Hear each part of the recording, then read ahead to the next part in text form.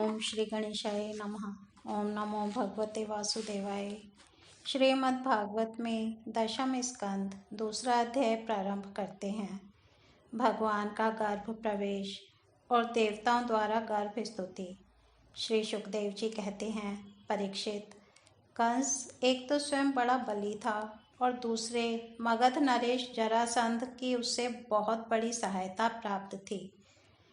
तीसरे उसके साथी थे प्रलंबासुर, बकासुर, चाणूर, तृणावर्त, अघासुर, मुष्टिक, अरिष्टासुर, द्विविद, पूतना, केशी और धेनुक तथा बाणासुर और भौमासुर आदि बहुत से दैत्य राजा उसके सहायक थे। इनको साथ लेकर वह यदुवंशियों को नष्ट करने लगा। वे लोग भयभीत होकर कुरु, पंचाल, केकय, शाल्व, विदर्भ, निषद, विदेह और कौशल आदि देशों में जा बसे। कुछ लोग ऊपर ऊपर से उसके मन के अनुसार काम करते हुए उसकी सेवा में लगे रहे। जब कंस ने एक एक करके देवकी के 6 बालक मार डाले, तब देवकी के 7वें गर्भ में भगवान के अंश स्वरूप श्री शेष जी, जिन्हें अनंत भी कहते हैं, पधारे। आनंद स्वरूप शेष जी के गर्भ में आने के कारण देवकी को स्वाभाविक ही हर्ष हुआ, परंतु कंस शायद इसे भी मार डाले। इस भय से उनका शोक भी बढ़ गया। विश्वात्मा भगवान ने देखा कि मुझे ही अपना स्वामी और सर्वस्व मानने वाले यदुवंशी कंस के द्वारा बहुत ही सताए जा रहे हैं। तब उन्होंने अपनी योग माया को यह आदेश दिया, देवी कल्याणी, तुम व्रज में जाओ। वह प्रदेश ग्वालों और गौओं से सुशोभित है। वहाँ नंद बाबा के गोकुल में वसुदेव की पत्नी रोहिणी निवास करती है। उनकी और भी पत्नियां कंस से डरकर गुप्त स्थानों में रह रही हैं। इस समय मेरा वह अंश, जिसे शेष कहते हैं, देवकी के उदर में गर्भ रूप से स्थित है। उसे वहाँ से निकालकर तुम रोहिणी के पेट में रख दो। कल्याणी, अब मैं अपने समस्त ज्ञान, बल आदि अंशों के साथ देवकी का पुत्र बनूंगा और तुम नंद बाबा की पत्नी यशोदा के गर्भ से जन्म लेना। तुम लोगों को मुँह मांगे वरदान देने में समर्थ होगी। मनुष्य तुम्हें अपनी समस्त अभिलाषाओं को पूर्ण करने वाली जानकर धूप, दीप, नैवेद्य एवं अन्य प्रकार की सामग्रियों से तुम्हारी पूजा करेंगे। पृथ्वी में लोग तुम्हारे लिए बहुत से स्थान बनाएंगे और दुर्गा, भद्रकाली, विजया, वैष्णवी, कुमुदा, चंडिका, कृष्णा, माधवी, कन्या, माया, नारायणी, ईशानी, शारदा और अंबिका आदि बहुत से नामों से पुकारेंगे। देवकी के गर्भ में से खींचे जाने के कारण शेष जी को लोग संसार में संकर्षण कहेंगे। लोक रंजन करने के कारण राम कहेंगे और बलवानों में श्रेष्ठ होने के कारण बलभद्र भी कहेंगे। जब भगवान ने इस प्रकार आदेश दिया, तब योग माया ने जो आज्ञा ऐसा कहकर उनकी बात शिरोधार्य की और उनकी परिक्रमा करके वे पृथ्वीलोक में चली आईं तथा भगवान ने जैसा कहा था वैसे ही किया। जब योग माया ने देवकी का गर्भ ले जाकर रोहिणी के उदर में रख दिया, तब पूर्ववासी बड़े दुख के साथ आपस में कहने लगे, हाय, बेचारी देवकी का यह गर्भ तो नष्ट ही हो गया। भगवान भक्तों को अभय करने वाले हैं। वे सर्वत्र सब रूप में हैं। उन्हें कहीं आना जाना नहीं है। इसलिए वे वसुदेव जी के मन में अपनी समस्त कलाओं के साथ प्रकट हो गए। उसमें विद्यमान रहने पर भी अपने को अव्यक्त से व्यक्त कर दिया। भगवान की ज्योति को धारण करने के कारण वसुदेव जी सूर्य के समान तेजस्वी हो गए।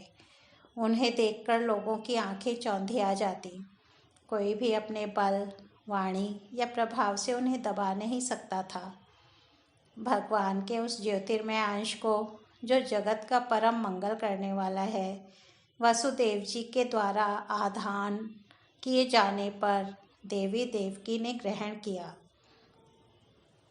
जैसे पूर्व दिशा चंद्रदेव को धारण करती है, वैसे ही शुद्ध सत्व से संपन्न देवी देवकी ने विशुद्ध मन से सर्वात्मा एवं आत्मस्वरूप भगवान को धारण किया।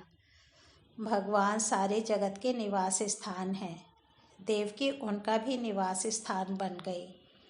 परंतु घड़े आदि के भीतर बंद किए हुए दीपक का और अपनी विद्या दूसरे को न देने वाले ज्ञान खल की श्रेष्ठ विद्या का प्रकाश जैसे चारों ओर नहीं फैलता, वैसे ही कंस के कारागार में बंद देवकी की भी उतनी शोभा नहीं हुई।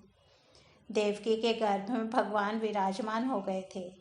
उसके मुख पर पवित्र मुस्कान थी और उसके शरीर की कांति से बंदी गृह जगमगाने लगा था। जब कंस ने उसे देखा तब वह मन ही मन कहने लगा, अब की बार मेरे प्राणों के ग्राहक विष्णु ने इसके गर्भ में अवश्य ही प्रवेश किया है, क्योंकि इसके पहले देवकी कभी ऐसी ना थी। अब इस विषय में शीघ्र से शीघ्र मुझे क्या करना चाहिए?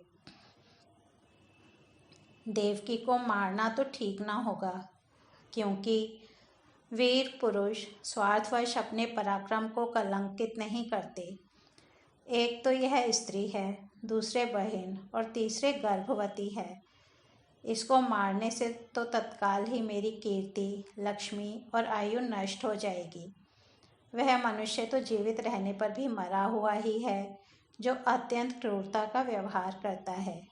उसकी मृत्यु के बाद लोग उसे गाली देते हैं। इतना ही नहीं, वह देहाभिमानियों के योग्य घोर नरक में भी अवश्य जाता है। यद्यपि कंस देवकी को मार सकता था, किंतु स्वयं ही वह इस अत्यंत क्रूरता के विचार से निवृत्त हो गया। अब भगवान के प्रति दृढ़ वैर का भाव मन में गांठकर उनके जन्म की प्रतीक्षा करने लगा।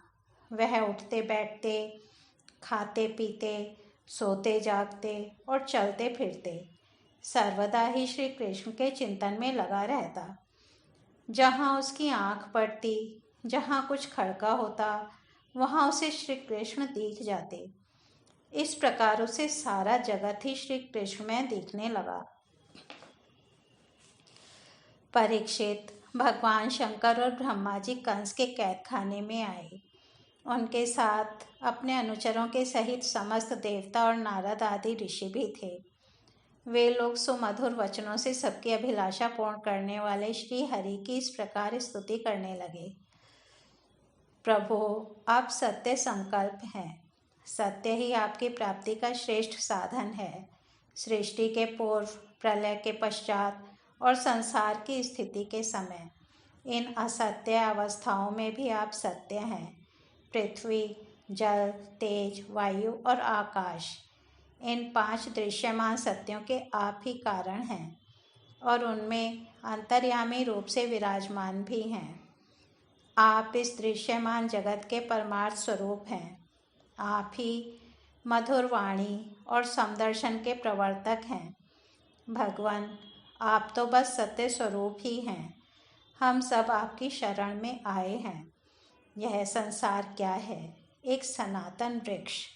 इस वृक्ष का आश्रय है एक प्रकृति। इसके 2 फल हैं, सुख और दुख।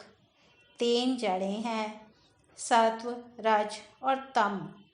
4 रस हैं, धर्म, अर्थ, काम और मोक्ष। इसके जानने के 5 प्रकार हैं, श्रोत्र, त्वचा, नेत्र, रसना और नासिका। इसके 6 स्वभाव हैं, पैदा होना, रहना, बढ़ना, बदलना, घटना और नष्ट हो जाना। इस वृक्ष की छाल हैं 7 धातुएं, रस, रुधिर, मांस, मेद, अस्थि, मज्जा और शुक्र। 8 शाखाएं हैं, 5 महाभूत, मन, बुद्धि और अहंकार। इसमें मुख आदि 9 द्वारा खोड़र है, प्राण, अपान, व्यान, उदान, समान, नाग, कूर्म, कृकल, देवदत्त और धनंजय। ये 10 प्राण ही इसके 10 पत्ते हैं। इस संसार रूप वृक्ष पर 2 पक्षी हैं, जीव और ईश्वर। इस संसार रूप वृक्ष की उत्पत्ति के आधार एकमात्र आप ही हैं। आप में ही इसका प्रलय होता है और आपके ही अनुग्रह से इसकी रक्षा भी होती है। जिनका चित्त आपको माया से आवृत हो रहा है, इस सत्य को समझने की शक्ति खो बैठा है। वे ही उत्पत्ति, स्थिति और प्रलय करने वाले ब्रह्मादि देवताओं को अनेक देखते हैं। तत्वज्ञानी पुरुष तो सबके रूप में केवल आपका ही दर्शन करते हैं। आप ज्ञान स्वरूप आत्मा हैं।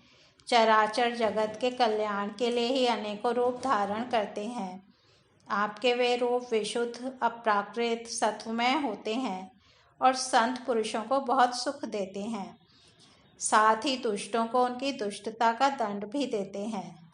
उनके लिए अमंगलमय भी होते हैं। कमल के समान कोमल अनुग्रह भरे नेत्रों वाले प्रभु, कुछ बिरले लोग ही आपके समस्त पदार्थों और प्राणियों के आश्रय स्वरूप रूप में पूर्ण एकाग्रता से अपना चित्त लगा पाते हैं और आपके चरण कमल रूपी जहाज का आश्रय लेकर इस संसार सागर को बछड़े के खुर के गड्ढे के समान अनायास ही पार कर जाते हैं। क्यों न हो, अब तक के संतों ने इसी जहाज से संसार सागर को पार जो किया है। परम प्रकाश स्वरूप परमात्मन, आपके भक्तजन सारे जगत के निष्कपट प्रेमी, सच्चे हितैषी होते हैं।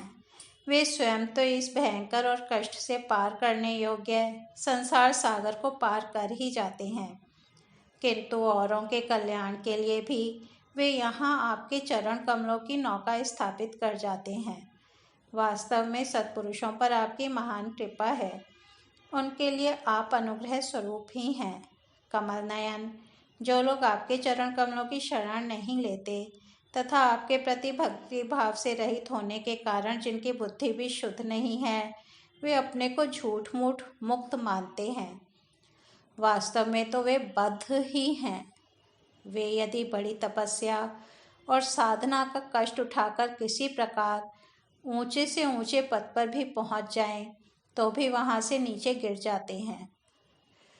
परंतु भगवान, जो आपके अपने निज जन हैं, जिन्होंने आपके चरणों में अपनी सच्ची प्रीति जोड़ रखी है, वे कभी उन ज्ञान अभिमानियों की भांति अपने साधन मार्ग से गिरते नहीं। प्रभु, वे बड़े बड़े विघ्न डालने वालों की सेना के सरदारों के सिर पर पैर रखकर निर्भय विचरते हैं। कोई भी विघ्न उनके मार्ग में रुकावट नहीं डाल सकते, क्योंकि उनके रक्षक आप जो हैं। आप संसार की स्थिति के लिए समस्त देहधारियों को परम कल्याण प्रदान करने वाला विशुद्ध, सत्वमय, सच्चिदानंदमय, परम दिव्य मंगल विग्रह प्रकट करते हैं। उस रूप के प्रकट होने से ही आपके भक्त वेद, कर्मकांड, अष्टांग योग, तपस्या और समाधि के द्वारा आपकी आराधना करते हैं। बिना किसी आश्रय के वे किसकी आराधना करेंगे? प्रभु, आप सबके विधाता हैं।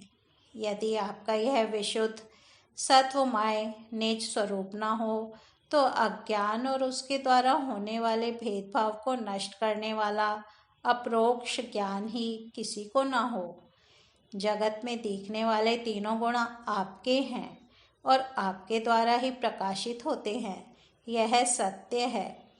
परंतु इन गुणों की प्रकाशक वृत्तियों से आपके स्वरूप का केवल अनुमान ही होता है, वास्तविक स्वरूप का साक्षात्कार नहीं होता। आपके स्वरूप का साक्षात्कार तो आपके इस विशुद्ध सत्वमय स्वरूप की सेवा करने पर आपकी कृपा से ही होता है। भगवान, मन और वेद वाणी के द्वारा केवल आपके स्वरूप का अनुमान मात्र होता है, क्योंकि आप उनके द्वारा दृश्य नहीं, उनके साक्षी हैं। इसलिए आपके गुण, जन्म और कर्म आदि के द्वारा आपके नाम और रूप का निरूपण नहीं किया जा सकता। फिर भी प्रभु, आपके भक्तजन उपासना आदि क्रिया योगों के द्वारा आपका साक्षात्कार तो करते ही हैं, जो पुरुष आपके मंगलमय नामों और रूपों का श्रवण, कीर्तन, स्मरण और ध्यान करता है और आपके चरण कमलों की सेवा में ही अपना चित्त लगाए रहता है, उसे फिर जन्म मृत्यु रूप संसार के चक्र में नहीं आना पड़ता। संपूर्ण दुखों के हरने वाले भगवान आप सर्वेश्वर हैं। यह पृथ्वी तो आपका चरण कमल ही है। आपके अवतार से इसका भार दूर हो गया। धन्य है प्रभु, हमारे लिए यह बड़े सौभाग्य की बात है कि हम लोग आपके सुंदर सुंदर चिन्हों से युक्त चरण कमलों के द्वारा विभूषित पृथ्वी को देखेंगे और स्वर्गलोक को भी आपकी कृपा से कृतार्थ करेंगे। प्रभु, आप अजन्मा हैं। यदि आपके जन्म के कारण के संबंध में हम कोई तर्क न करें तो यही कह सकते हैं कि यह आपका एक लीला विनोद है।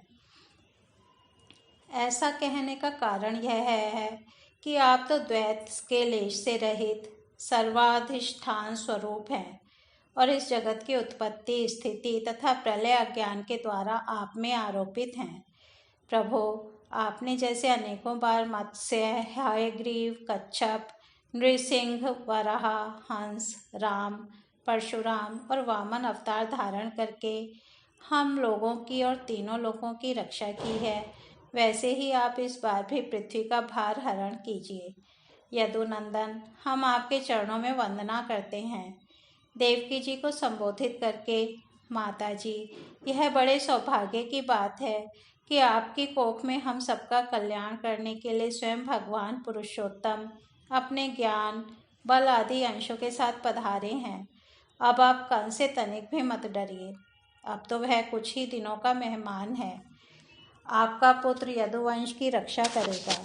श्री सुखदेव जी कहते हैं, परीक्षित, ब्रह्मादि देवताओं ने इस प्रकार भगवान की स्तुति की। उनका रूप यह है, इस प्रकार निश्चित रूप से तो कहा नहीं जा सकता। सब अपनी अपनी मति के अनुसार उसका निरूपण करते हैं।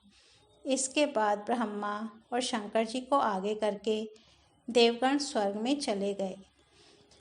इस तरह से श्रीमद् भागवत में दशम स्कंद दूसरा अध्याय समाप्त होता है। कल हम तीसरा अध्याय भगवान श्री कृष्ण का प्राकट्य सुनेंगे। तब तक हम यहीं विराम देते हैं। हरि ओम तत्सत।